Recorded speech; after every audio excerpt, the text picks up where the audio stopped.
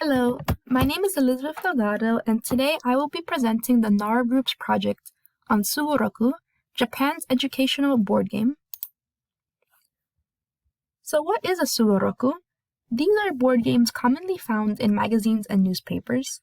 They are primarily used as propaganda pre-World War II, and they are also used as educational material on a variety of themes and topics. So Sugoroku are board games mass distributed in magazines and newspapers, with a boom in popularity during the late Meiji through early Showa periods. They were used as a form of propaganda for Japan's colonial military endeavors, and to educate the masses on matters such as etiquette, history, societal and cultural expectations, politics, religion, and more. Of course, they are also used for simple entertainment purposes, with some having more adult themes and more modern Sugoroku variations having images of already popular characters from anime or manga. So, common aspects of Sugoroku typically contain bright vivid colors, emphasis on facial expressions to send messages, and an emphasis also on enlarged images on the game, typically the end space and the goal. A central theme to be taught to Japanese citizens to be model members of society. So these vibrant pops of color and appealing detailed images to go along with each space on the board to grab the player's attention and further push what is being taught. Often, you will see more usage of primary colors, which are typically cheaper and more accessible, which was quite useful for the time due to the mass printing of the games in numerous physical media. Within the art itself, some images are clearly larger than others to further draw attention and emphasize on what is occurring within it.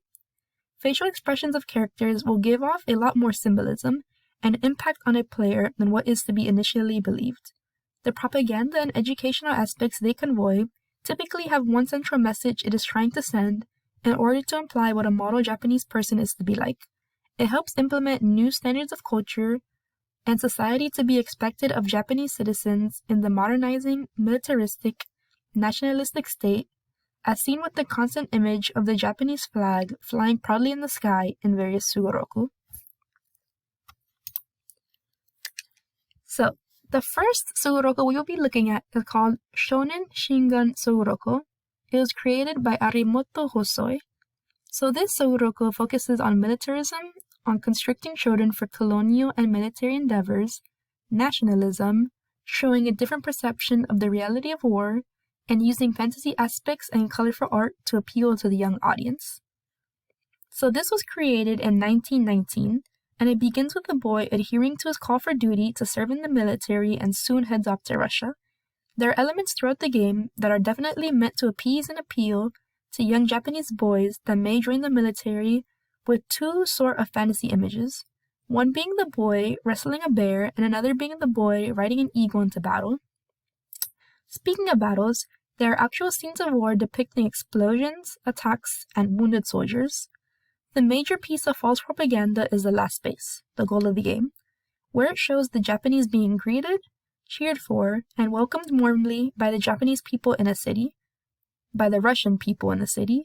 It's clear that this Sugoroku is trying to convince young boys possibly playing the game to join the military by showing how it was either before or during the Russo-Japanese War, or depicting what boys should do post-World War I, when imperialism really ramped up for Japan in order for them to have strength in numbers.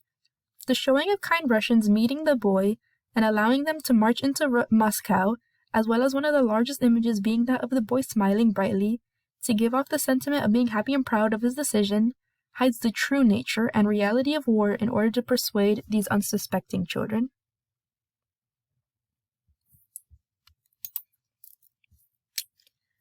Our next game is called Kodomo Asobi Sugoroku, and it was made by Yonen Gao in January 1st, 1917. So this game shows what children do throughout the year. So the theme of this game consists of children's play. There are 12 panels that defines a month. They show children in their month activities. From the bottom right is January until the end of the game in December. The January panel had kids play Sugoroku as well. This is also the starting point of the game. In the February panel, there are 2 kids building a snowman, and in March there are 2 girls making origami figures. April shows 2 girls taking a stroll in the park, while in May there are kids wrestling. In June, kids are playing lanterns, and July shows a kid fishing. In August, there are kids with luggage, probably going to visit another village or city. And in September, there are girls dancing. October shows children playing with a toy airplane. And in November, there are girls playing with a ball and being accompanied with a cat.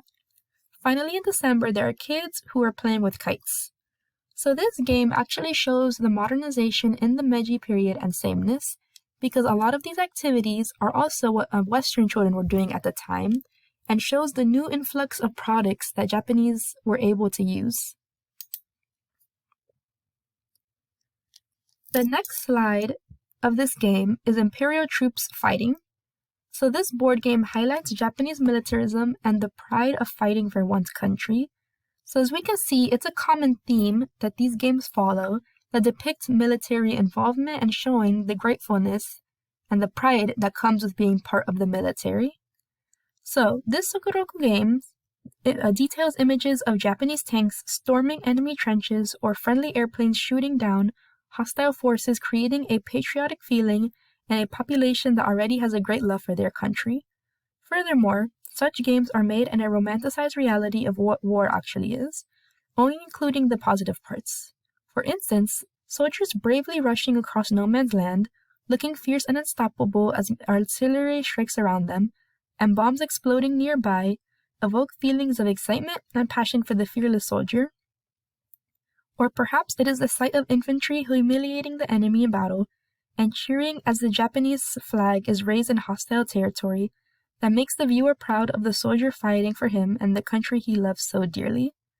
So as we can see, this is another example of how the Japanese were glorifying the military at this time, and these games were created to show the support and to have the people playing them hopefully join the military as they seek this same pride. The next game is called Dansai Josai Kosyo Sugoroku, and it was created in 1924.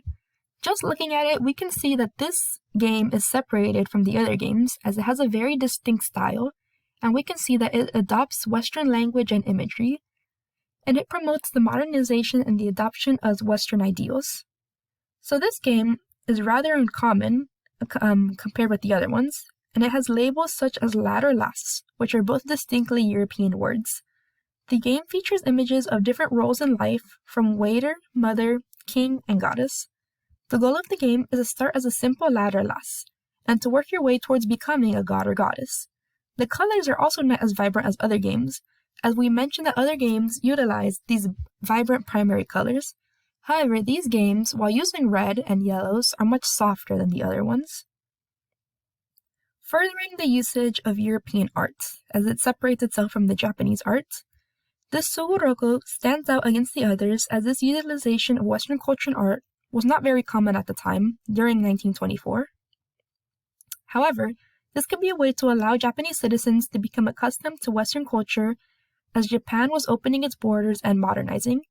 As mentioned earlier, these games were used to ease the transition during modernization, and this Sugoroku attempts this by adopting a Western style to introduce the Japanese to Europe. So as we can see, not all of the Sugoroku were used to only push military propaganda, as this one is pushing the ideal of Western beliefs as Japan was beginning to modernize.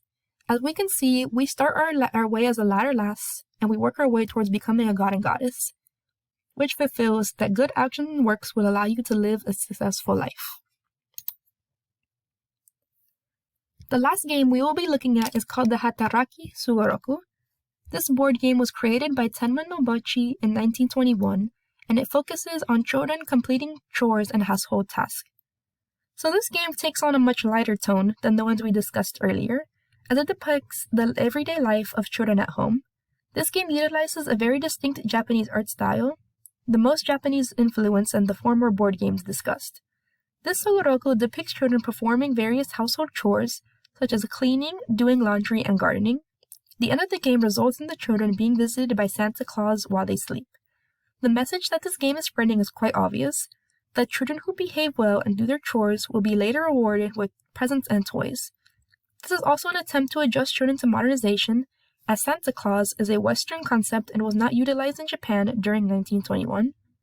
American children are familiar with the concept that one must behave because Santa Claus is always watching. This Sugoroku would be spreading the same concept to Japanese children, ensuring that they complete their chores as well.